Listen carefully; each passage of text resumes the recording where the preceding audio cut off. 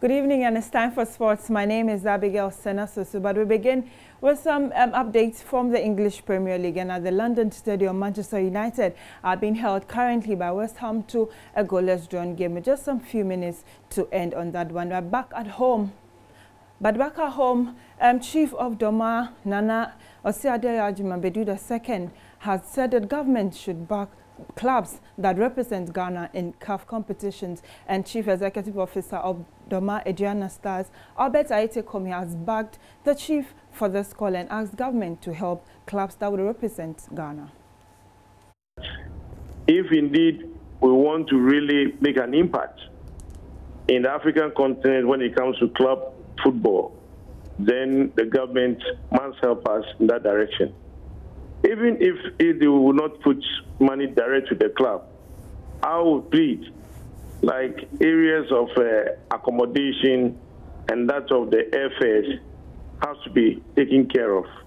And that will really give them a relief. And I will not be surprised that in no time a club will win the African Cup. Because if you look at their performance, one area that really brings them back is finance. And when you do your analysis, you realize that a chunk of the money is coming from these two areas, the accommodation and the flight, the tickets that they have to travel with. So I would plead that indeed Nana's call for government support is timely, and we really support him in making sure that the government comes to our aid. We shouldn't take it as a joke at all. It's very timely. As someone who is involved in day-to-day running of a club, we couldn't get a better time than this one that has come. Because in Ghana, we've gone through a lot and will continue to go through a lot. Adriana Stars earlier this afternoon beat Liberty Professionals 3-2 as they begin to clear the outstanding game in the ongoing 2017-2018 Ghana Premier League. But away from football and to some rugby now, as Ghana will meet Mauritius in the finals of the ongoing rugby competition in Cape Coast after beating Rwanda 57-0. My colleague Asaride Akon has been covering this event and has filed a report. The Eagles of Ghana made light work of Rwanda in the first leg semi-final of the 2018 Rugby Africa Bronze Cup at the Indum Sports Stadium. They secured an emphatic 57-0 victory. Ghana began on a positive note, dominating play and forcing their smaller opponents into errors. The Eagles, who are the lowest ranked team in the tournament, were organized in the back row, solid in the center row, and efficient in the forward row. In the second period, Rwanda came into the game, but they could not find antidote to Ghana's effective wing play. Despite the big semi-final win, head coach of the Eagles, Lovemore Kuzerero, expected more from his team. Getting into the game, we were dominating in breakdowns, and we were getting a go forward, which gave us an advantage to score early in the games.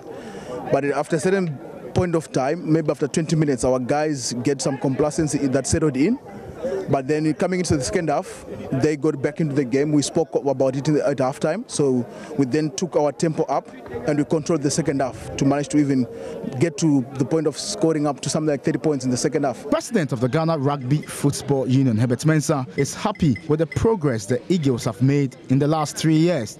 I think from a rugby perspective, I think it's very positive. You know, we've been together 3 years now. Every year we win. Every year we do better than we should. I think Ghana is probably 4 or 5 years ahead of schedule. If you take where we started to where we are, the victory today is an indication of progress. It's not an indication of success. I deal with progress. In the second semi-final of the 2018 Rugby Africa Bronze Cup, it was a walk in the park for Mauritius, who whitewashed Lesotho 49-16. Mauritius faced Ghana in Saturday's final, while Lesotho and Rwanda lock horns in the third-place playoff. The winner of the 2018 Rugby Africa Bronze Cup will earn a spot in the Silver Cup, which will come off later this year. And in tennis, the 2018 Madrid Open has seen some interesting games in the second round of matches, and we have put together these highlights for you. Djokovic has been on a quest to regain his position at the top of the tennis ranks all year long, to mixed results. He met young gun Kyle Edmund in the second round of the Madrid Open, looking for a moral-boosting victory.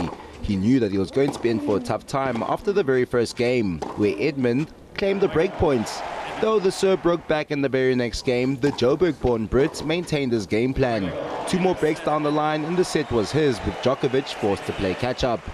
The former world #1 showed glimpses of his old and electric form in the second, giving young Edmund the taste of his own medicine with an opening game break. He found another in the 7th before leveling the tie. The third was tense, with both players reluctant to strike too early, playing it safe, playing to serve.